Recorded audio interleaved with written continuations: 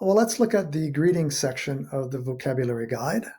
And here you will find about 10 greetings, some helpful verbs and pronouns. And then I also want to talk a little bit about this word there and there are and how we say that in French.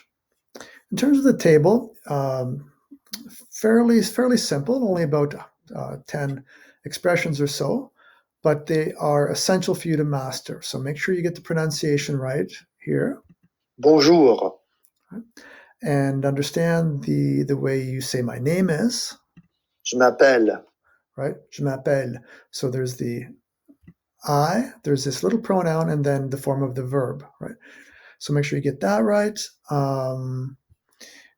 How do you introduce people? That's important. So spend some time going over these. There aren't that many items, but they maybe are a little bit longer because there's some expressions here. And see if you can write them out on this side of the table as well. Once you've gone through the table, it's time to play the tennis game. Hopefully you've seen that before in the other sections. Here are some verbs. Présenter. So it's in English, the verb is introduce. In French, there is a verb introduire, but that's not the one you use here. When you're talking about introducing a person, it's really présenter. To meet, rencontrer. And you can check out the conjugations or practice the conjugations in the present right here. We won't go into detail about pronouns, but if pronouns are your thing, you can always go to the BonPatron grammar guide where we have complete explanations. The one grammatical point I wanted to mention is how do you say there when you're presenting information like there's someone at the door. Well, how you do it is this expression. Right?